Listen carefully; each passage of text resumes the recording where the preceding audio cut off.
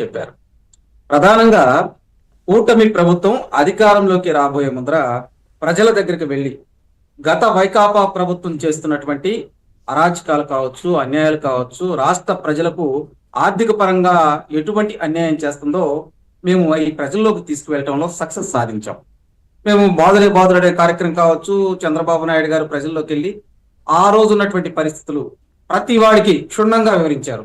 అమరావతి అభివృద్ధి పనులు కావచ్చు, రాష్ట్రం స్థితిగతులు కావచ్చు, అప్పులు కావచ్చు, 7 సార్లు మరి రవాణా ఛార్జీలు పెంచినటువంటి అంశాన్ని, 9 సార్లు కరెంటు ఛార్జీలు పెంచినటువంటి అంశాన్ని, అలాగే చెత్త మీద పన్ను, ఇంటి పన్ను పెంచడం కానీ, గ్రామ పంచాయతీలో ఉన్నటువంటి డబ్బును ఏ విధంగా వైకాపా పార్టీ నేతలు కొల్లగొట్టారు, దానితో పాటు అసలు రోడ్ల దుస్థితి ఏ విధంగా ఉంది, అవన్నీ ప్రజల్లోకి తీసుకెళ్ళాం. ప్రజలు కూడా అరే ఒక్కసారి ఛాన్స్ అంటే జగన్మోహన్ రెడ్డికి అవకాశం ఇచ్చాం, చాలా తప్పు చేశామని చెప్పి కూటమి ప్రభుత్వానికి పట్టం కట్టారు.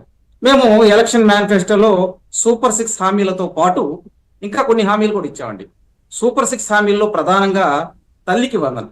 ఎంతమంది పిల్లలుంటే అంతమందికి మేము తల్లికి వందనం ద్వారా ఆ పిల్లలకు ఆర్థిక సహాయం చేస్తామో ఖచ్చితంగా చేశాం.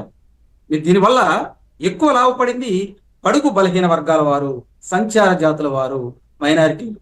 నేను ఎందుకు చెబుతున్నానంటే ఆయా కుటుంబాల్లో పిల్లలు ఎక్కువ ఉంటారండి. కాబట్టి వాళ్ళు విద్యాపరంగా దూరం అయ్యారు, వాళ్ళని ఏదో ఒక విధంగా విద్యాపరంగా ముందరకు తీసుకెళ్లాలని చెప్పి ఇది ఒక సామాజిక అంశాలతో కూడుకున్నటువంటి పథకం. కాబట్టి దీని మీద నారా లోకేష్ గారు తీవ్రమైనటువంటి ఆలోచనలతో అందరికీ న్యాయం చేయాలని చేశారు. దాంతోపాటు చూడండి, గ్రామీణ ప్రాంతాల్లో గతంలో ఆంధ్రప్రదేశ్లో చదువుకునేటువంటి పిల్లలకు సకాలంలో బుక్స్ అదే కాదండి. కూటమి ప్రభుత్వం అధికారంలోకి వచ్చిన తర్వాత ఫస్ట్ ఎప్పుడైతే స్కూల్ ఓపెన్ చేసిన రోజే పిల్లలందరికీ పుస్తకాలు ఇచ్చారు. దాంతో పాటు మంచి చక్కగా బూట్లు ఇచ్చారు, యూనిఫామ్ ఇచ్చారు, వాళ్ళకి మంచి మెటీరియల్ తో కూడినటువంటి బ్యాగులు ఇచ్చారు. మీరు ఒక్కసారి ఆంధ్రప్రదేశ్ లో ఉన్నటువంటి వాటిపైన ఎక్కడ కూడా ప్రచార ఆర్భాటం లేదు, ఫోటోలు లేవు, తర్వాత ఎట్లాంటి అడ్వర్టైజ్మెంట్లు లేవు పార్టీలకు సంబంధించి. అవునండి, నేను దాని దగ్గరికి వస్తున్నా. కానీ మీరు ఒక్కసారి ఆంధ్రప్రదేశ్ లో ఉన్నటువంటి పిల్లలు ఏ విధంగా వాళ్ళ ఎడ్యుకేషన్ ఉంది, వాళ్ళ యొక్క మౌలిక వస్తువులు పాఠశాలలు ఏ విధంగా ఉంటాయి కూడా ఒక స్పెషల్ డిబేట్ చేయండి అండి. ఎందుకంటే మీ జర్నలిస్ట్ ను పంపించి ఒక అంశాన్ని కూడా చెప్పాలి, అది డిఫరెంట్ గా ఉండిద్ది. మేము డిబేట్ లోకి వచ్చేటప్పుడు కొన్ని అంశాలు అక్కడ గ్రౌండ్ లెవెల్లో ఏ విధంగా ఉండేవో కూడా మీరు ఫుటేజ్లు పెడితే బాగుండిద్ది అనేది నా వ్యక్తిగత. సార్, ఇట్లా బ్రహ్మాండంగా ప్రభుత్వం ఈ విధంగా చేస్తుంది. వాళ్ళు కొద్దిమంది సోషల్ మీడియాలో నేను చూశాను, ఆ స్కూల్ బ్యాగులు పక్కన ఎక్కడో చెత్తకుప్పల్లో ఎక్కడో పడేసి ఆవులో ఏవో తొక్కేస్తున్నాయి అంటే వాళ్ళు పెడుతున్నారు సోషల్ మీడియాలో, నేను చూశాను. ఏమని పెడుతున్నారు, ఇది పిల్లలకి ఇచ్చారా లేదంటే ఇట్లాంటి ఆవులకు బర్రెలకు ఇచ్చారా అన్నట్టుగా. అంటే అట్లాంటి కామెంట్ చేస్తుంటే ఎందుకు చూస్తూ ఊరుకుంటున్నారు ఇంకా కూడా? నేను ఒకటండి, అబద్ధాలు చెప్పేవాడు ఎప్పుడు అబద్ధమే మాట్లాడతాడు, అవాస్తవాలు చెప్పేటవాడు ఎప్పుడు అవాస్తవాలే మాట్లాడతాడు, ఫేక్ ప్రచారం చేసేవాడు ఎప్పుడు ఆ ఫేక్ బతుకుల్లోనే ఉంటారు. చంద్రబాబు నాయుడు గారు మొన్న కూడా కాకినాడ పర్యటించేటప్పుడు కూడా ఆయన చాలా అంశాలు చెప్పాడు. ఒక 10 అంశాలతో కూడుకున్నటువంటి విషయాలు చెబుతూ ఫేక్ ప్రచారాల వల్ల నష్టపోయింది ఆంధ్రప్రదేశ్ రాష్ట్రం. ఫేక్ ప్రచారాలకు కేర్ ఆఫ్ మీరు సాక్షి మీడియా. ఫేక్ ప్రచారాలను వాటిని పనిగా కట్టుకుని చేసేటువంటి ఫేక్ లీడర్స్ వాళ్ళందరూ కూడా రాష్ట్రాన్ని ఒక విధ్వంసానికి నెట్టేశారండి. కానీ ఇప్పుడు కూటమి ప్రభుత్వం అధికారంలోకి వచ్చిన తర్వాత నేను పదే చాలా సందర్భాల్లో చెప్పానండి, కూటమి ప్రభుత్వం అధికారంలోకి వచ్చిన తర్వాత ప్రజా సమస్యలను ఏముండవు. ఎందుకంటే ఇక్కడ అసెంబ్లీలో ఎవరు మాట్లాడతా, వాళ్ళు ప్రతిపక్షం పాలకపక్షం బాధ్యత కూడా కూటమి ప్రభుత్వం మీద ఉంది. కాబట్టి మేము అసెంబ్లీలో కూడా ఒక సెషన్ ఆఫ్ పీపుల్ ఈ విధంగా ఉండయండి, ఇది పలానా ఈ సమస్యలు ఉండయి అని చెప్పి మా ఎమ్మెల్యేలే స్పీకర్ గారికి చెబుతూ ఉన్నారు. మీకు చిన్న ఎగ్జాంపుల్ చెబుతారు.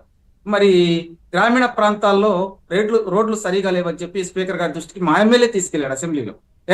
దానికి ఆ రోజు ఉన్నటువంటి మంత్రి గారు సమాధానం ఇచ్చారు.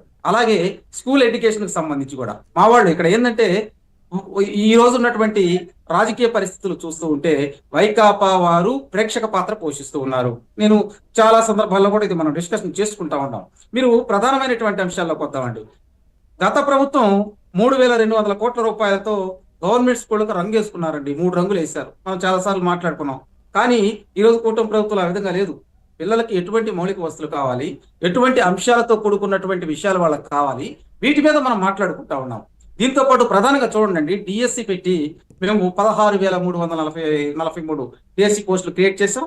దాంతో పాటు ప్రతి సంవత్సరం డిఎస్సి నిర్వహిస్తానని చెప్పి లోకేష్ గారు నిన్న ప్రకటించడం కూడా జరిగింది. ఇది ఈ విధంగా ఉంటే ప్రధానంగా చూడండి, కూటమి ప్రభుత్వం అధికారంలోకి వచ్చిన తర్వాత సంక్షేమ కార్యక్రమాలతో పాటు అభివృద్ధి దాదాపు 10 లక్షల కోట్ల రూపాయల ఎంఓయూలు కుదుర్చుకున్నాం. దాంతో 9,34,000 ఉద్యోగాలు, ఉపాధి అవకాశాల కల్పన కూడా ఎంఓయూలు తీసుకున్నాం. మీరు కాబట్టి ఇటువంటి అంశాలతో కూడుకుని కూడా ప్రజలకు తెలియజేస్తూ ఉన్నాం. అదేవిధంగా చిన్న చిన్న పొరపాట్లు ఎక్కడ జరిగినా గానీ ఎమ్మెల్యేలను పిలిచి హెచ్చరిస్తున్నారండి చంద్రబాబు నాయుడు గారు. ఎమ్మెల్యేలను పిలిచి మీ పనితీరు బాగోలా. ఇది వాస్తవంగా ఏ ప్రభుత్వం కూడా, ఏ ముఖ్యమంత్రి గారు కూడా బహిర్గతంగా మాట్లాడారు. పలానా సాట ఇబ్బంది జరిగినప్పుడు వాళ్ళని పిలిపించి సంజయ్ తీసుకుంటున్నారు. అవును. ఇది ప్రజల ప్రభుత్వం అండి, ప్రజలకు జవాబుదారీ ప్రభుత్వం అండి. నేను చెప్పుకుంటా వస్తా ఇంకో అంశం. మీరు చూడండి, తల్లికి వందనంతో పాటు మేము 3 గ్యాస్ సిలిండర్లు అనే పథకాన్ని దిగ్విజయంగా చేశాం. ఎందుకంటే అర్హులైనటువంటి పేదవారికి సంక్షేమ పథకాలు ఇస్తారండి. వైకాపా వాళ్ళు ఫేక్ ప్రచారాలు చేస్తా నిన్నగాక మొన్న కూడా సామాజిక పెన్షన్లో ఉన్నటువంటి ఏదైతే 64 లక్షల పెన్షన్లు ఇస్తున్నాం, భారతదేశంలోనే ఎక్కువ పెన్షన్లు ఇచ్చే రాష్ట్రం ఆంధ్రప్రదేశ్, భారతదేశంలోనే ఎక్కువ మొత్తంలో పెన్షన్లు ఇచ్చేటువంటి ప్రభుత్వం కూటమి ప్రభుత్వం. దీంతో పాటు మీరు 8 లక్షల వికలాంగ పెన్షన్లు ఉంటే వాటిని గత ప్రభుత్వం, వైసీపీ ప్రభుత్వం అర్హులైనటువంటి వాళ్ళకి కాకుండా వాళ్ళ నాయకులకి, వాళ్ళ దగ్గర పనిచేసినటువంటి కార్యకర్తలకి, వాళ్ళ వాలంటీర్లు సిఫారసు చేసిన వాళ్ళకి ఇచ్చారు. ఒక అతను మనం చూసే ఉంటారు, ట్రాక్టర్ తోడుకుంటే వెళ్తా నాకు 15,000 రూపాయల పెన్షన్ వస్తుంది అంటాడు. ఏ విధంగా వచ్చిందండి? ఒక అతను చెయ్యి దాచి పెట్టుకొని చంద్రబాబు గారు నా పెన్షన్ తీశారని చెప్పారు. ఆ చెయ్యి